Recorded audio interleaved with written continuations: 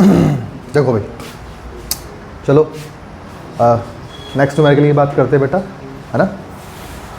तो this is the arrangement, okay, this is 90 degree, okay, and we have to find out McTefill at the point O, which is a center, clear, which is the center of the this arc, clear। अब हमें McTefill निकालना है O point पर, तो हम कैसे निकालें McTefill O point पर, है ना।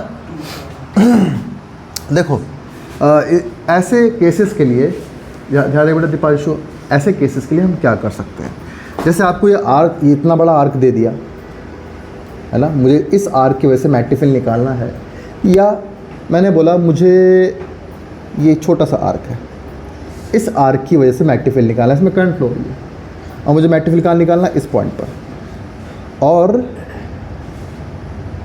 ये आर्क इस पॉइंट से एंगल बनाता है अल्फ़ा। तो बताओ कितना McTefill होगा at the point O due to this current. हम ये बात करते हैं, ठीक है। तो अगर सुनो, अगर मैं 2 पाई रोटेट कर दूं, पूरा करंट को पूरा 2 पाई रोटेट कर देता हूं, तो McTefill होता है 360 डिग्री पर, 360 रोटेशन पर जो McTefill होता है वो होता है μ/4 pi 2 pi I upon R, radius का 360 डिग्री पर। 360 डिग्री अगर करंट रोटेट कर जाएगी तो कितना McTefill आएगी, 2 पाई I अपॉन R। तो 1 डिग्री रोटेशन पर अगर ये एंगल यहाँ पर, अगर ये 360 डिग्री रोटेट करेगी, 360 डिग्री रोटेट करेगी, तो McTefill इतना आती है। तो सिर्फ अगर इतना सा 1 डिग्री रोटेट करेगी तो McTefill कितना होगा, B at 1 degree μ/4 pi 2 pi I upon R divide by 360। तो ऐसा लिख दूँ 360। सिमिलरली अगर अल्फ़ा डिग्री रोटेट किया जाए तो McTefill कितना होगा, μ/4 pi 2 pi upon 2 pi I upon R into alpha upon 360 degree. Clear हो गया सब बच्चों को, समझ में आ गया, ठीक है। तो किसी एंगल पर McTefill कितना होता है, अल्फ़ा अपॉन, मतलब थीटा एंगल अपॉन 360 डिग्री से मल्टीप्लाई कर दो। समझ में आ गई बात, नहीं आ गई?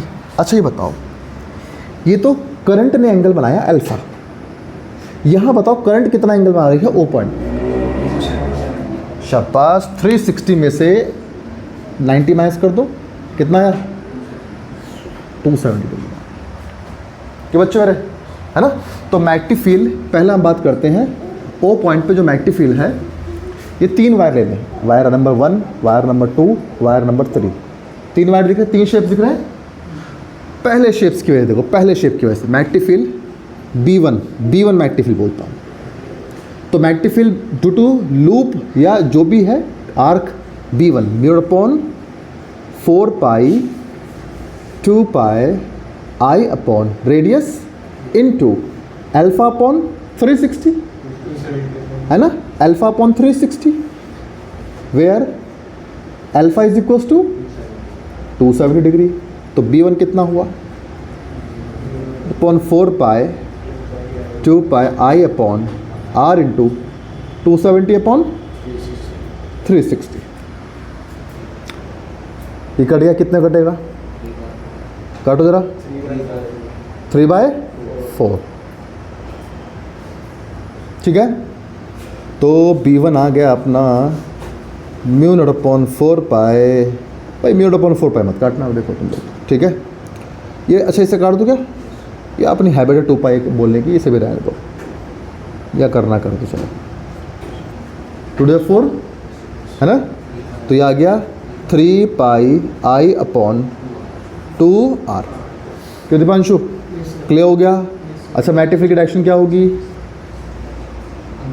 हाँ, परपेंडिकुलर इनवर्ड डायरेक्शन, ऐसा बोल सकते डायरेक्ट इनवर्ड डायरेक्शन।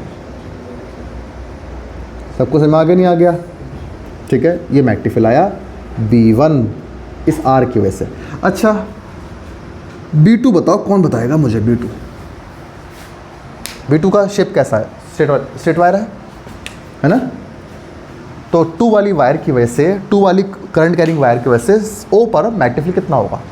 देखो बेटा, जब भी मैग्नेटिक फील्ड निकालना है किसी पॉइंट पर, कई सारे शेप्स दे रखे हैं, जैसे ये शेप है, एक ये शेप है, तो उतने जितने शेप्स उतने नंबर मान लो वायर के, उतनी करंट हो गई हमारी। हर करंट की वजह से अलग अलग मैग्नेटिक फील्ड मान लो।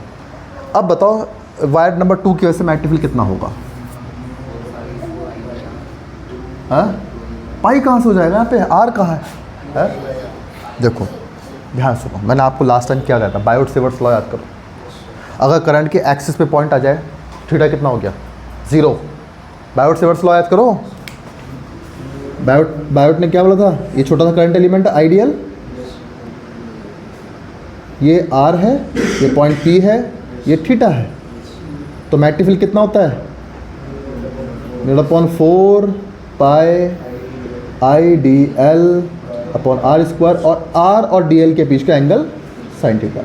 अब ये पी पॉइंट ही अगर सामने आ जाए तो वायर के, थीटा कितना होगा, 0, साइन 0 की वैल्यू 0। तो वायर के सामने, करंट के सामने अगर पॉइंट पी आ जाता है तो थीटा 0 डिग्री हो जाएगा। तो बायोट सेवर्ट्स लॉ के अकॉर्डिंग मैग्नेटिक फील्ड कितना होगा, 0 होगा। तो magnetic field since theta is equals to 0 degree, तो therefore magnetic field at the point O due to B2 will be 0 and similarly B3 is also 0, क्योंकि दोनों के axis पे है। कि भाई दिवांशु क्लियर हो गया। तो टोटल मैग्नेटिक फील्ड कितना है, तेरे four total magnetic field B बराबर, अब इनका वेक्टर सम करो भाई, दो दो 0 ही है, तो B बराबर B1 बचा, जो कि कितना आया 4 पाई 3 पाई I अपॉन 2R। सबको समझ में आ गया, नहीं आ गया, क्लियर हो गया ये न्यूमेरिकल। ठीक है, इसको याद रखोगे बिल्कुल, है ना। कैसे किया है मैंने, क्या क्या तरीका लगाया है, आपको ये बात आप बस याद रखो, अल्फा अपॉन 360, है ना, जब भी किसी आर के लिए बताया आपको।